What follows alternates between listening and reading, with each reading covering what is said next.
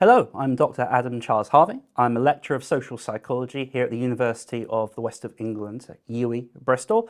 I'm a chartered member of the British Psychological Society, and my own research area is in memory-based lie detection, so using memory-based principles to allow interviews to accurately assess the credibility of suspects. And memory is a complex and nuanced phenomena. In this series of lectures, I want to talk to you today about factors that can impact the accuracy of eyewitness testimony. In lecture one, this lecture, I'm going to provide an overview of the importance of eyewitness testimony in the criminal justice system. In lecture two, we're going to talk about leading questions and their influence upon eyewitness memory. In lecture three, we're going to discuss the role of post-event information and post-event discussions specifically. In lecture four, we're going to dive into the notion of reconstructive memory. And in lecture five, we're going to talk about context-dependent memory and the complex role of anxiety impacting eyewitness testimony. In terms of learning objectives, you'll be able to recognize why eyewitness testimony is important to the criminal justice system. You'll be able to describe some of the different factors influencing eyewitness testimony quality. And you'll be able to begin to critically evaluate the claim that eyewitness testimony is inherently unreliable. I'm not saying that's true, but you'll be able to critically evaluate that particular statement. I hope you enjoy the content. So let's begin by exploring some of the factors influencing the importance of eyewitness testimony. As I've said, memory is complex. It's an irony, however, it's poorly understood in the criminal justice system. For example, this is a nice example. Defence solicitors will often use inconsistencies in an eyewitness's statement to discredit the eyewitness. Inconsistencies come in a variety of different forms. I'll just talk about four. There's within statement inconsistency, which is when there's a mismatch within a single statement between what somebody says, a contradiction. There's between statement consistency. That's when there might be a mismatch or an inconsistency between two separate statements collected at two different times. There's between participant inconsistency, so when two people give different versions of events that don't match. And there's something called statement evidence inconsistency, and we're going to bracket off statement evidence inconsistency because it's actually a pretty good clue to credibility. But the important thing here is the first three types, within statement, between statement, and within participant, are all natural products, or rather can be natural products of how memory works. You see, not everything is available the first attempt we make at trying to retrieve it, as we're probably all aware. More information becomes available with the more retrieval attempts we make. This is known as reminiscence, the fact that on subsequent recall attempts, additional information can be recalled that wasn't initially recalled, and this can lead to inconsistency. So, the solicitor's strategy or tactic of using inconsistency to undermine the credibility of a witness or an eyewitness is rather inconsistent itself with what we know about memory science. But I don't want to dwell too long on psychology in the courtroom.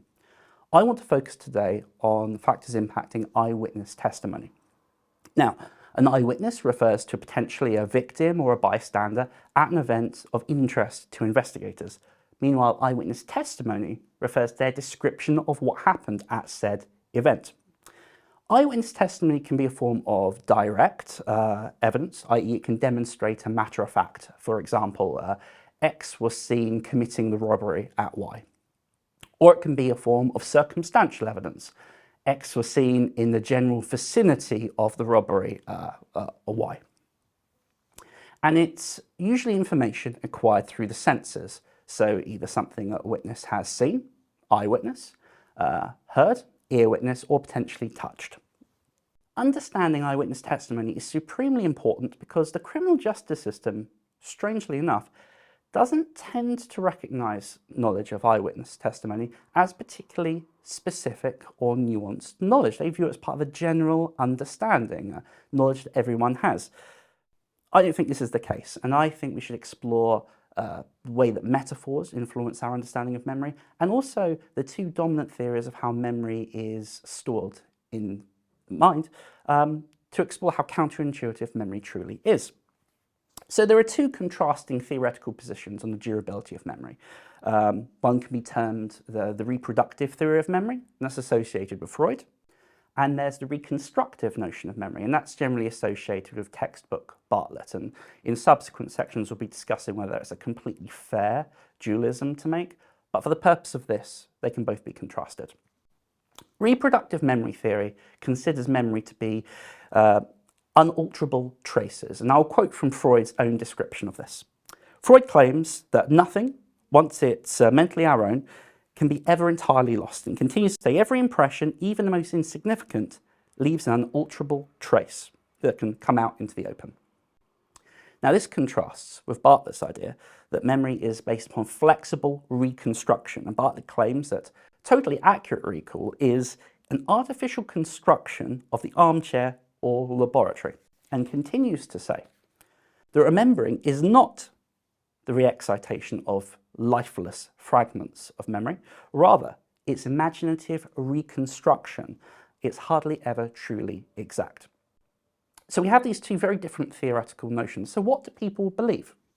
Well, psychologists have collected information and asked people, and it's now well established that individuals typically hold very false beliefs about the notion of the permanence of memory. They typically respond by saying that memory is permanently stored in the mind in a similar manner to that of a computer or a video camera. And this leads to a passive view of remembering, which is inconsistent with our knowledge of psychology. So what about experts then? Well, Magnussen surveyed a range of 160 US judges and 150 Norwegian judges and assessed their knowledge of topics related to eyewitness memory. And although the Norwegian judges were somewhat more knowledgeable than US judges, both groups had limited knowledge of the factors influencing eyewitness testimony. Specifically, they frequently misunderstood the relationship between accuracy and eyewitness confidence, and both groups expressed limited knowledge of how to conduct bias-free lineup identifications. Now, unfortunately, both these topics are beyond the scope of today's lecture, but the important thing here is that knowledge of memory factors isn't intuitive. Memory isn't widely understood by either laymen or people in the criminal justice setting. So this assumption that it's somehow part of common understanding is untenable. I also think it's important when we're discussing eyewitness memory to bear in mind the metaphors that we use to describe memory. Metaphors are a way of mapping the domain of the unknown in terms of the known. So when we don't understand what the mind is, we might say it's like a computer. That's a metaphor. And understanding memory is no different. And research has been dominated by two contrasting metaphors of memory, the storehouse metaphor and the correspondence metaphor. Now, traditional memory research has been dominated by the storehouse conception of memory. And this really focuses on the number of items held in memory and recollection over time. And a really great example of this is Ebbinghaus's forgetting curve. That associates a number of items that can be remembered as a function of time and forms that nice forgetting function over time. However, at best, this is an incomplete description of memory because it just focuses upon quantity. There's no focus upon quality. Now, a second metaphor that's gaining increased traction in the memory field is the idea of a correspondence metaphor. This notion of correspondence focuses upon the active role of the rememberer to control their memory outputs to meet situational demands. So, for example, there might be situations where you prioritize being accurate, and therefore rememberers can provide perhaps less precise information, but ensure its accuracy. A good example of this, an eyewitness may see a potential assailant. Now, when asked what was their height, they could respond 6 foot. But that's a very precise estimate, and that's could lead to an inaccuracy, them being wrong. And they want to be accurate. So a way of them controlling that accuracy is to say somewhere between 5'10" and 6'2". You see, their response is now more coarse, but the chance of them being correct has been increased. And the key point here is that memory can be active. The rememberer can calibrate it to hit situational demands. And that's something not captured by the storehouse metaphor of memory. Also, when we discuss eyewitness memory, it's important, I think, to keep in mind two different factors that can influence its quality. And there's a distinction made here by Wells, which I think is particularly useful. It's a distinction between estimator variables and system variables.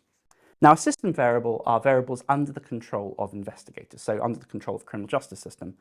That can include things, for example, like the wording of a question, and we'll be thinking later about the effect of leading questions. They are system variables. There are also variables beyond the control of the criminal justice system, and they can be termed estimator variables. And a really great example of this is anxiety and stress present during the retrieval of information during an interview. Or sorry, present during encoding of an event during an interview.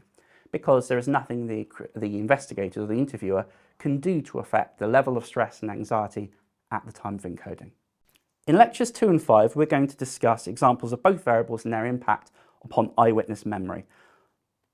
However, despite large chunks of the criminal justice system not truly understanding eyewitness testimony and the science behind it, it is remarkably influential, and this lies in the problem.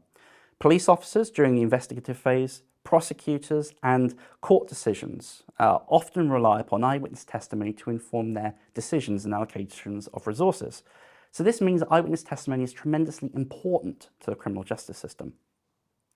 In fact, eyewitness testimony provides invaluable information during the gathering phases, and juries pay close attention to it when making their decisions. However, eyewitness testimony is fragile and it's frequently erroneous. The APA estimate that 1/3 of eyewitness identifications are incorrect. Smith and Cutler estimate it to be about 50%. While the Innocence Project, a group that uses DNA evidence to examine convictions, has successfully overturned 350 wrongful convictions using DNA evidence, estimates around 2/3 of eyewitness identifications are erroneous. In other words, eyewitnesses are terribly important, but also their memory is fragile and it can be prone to error. And this brings us to the take-home message of this section. Eyewitness memory is complex and unintuitive, completely counter to the idea it's part of common understanding. It's very important to the criminal justice system, but it's fragile and error-prone, and this is a problem given how influential it is. In Lecture 2, we're going to examine the role of leading questions and how they can impact the quality of eyewitness testimony. But for now, thank you.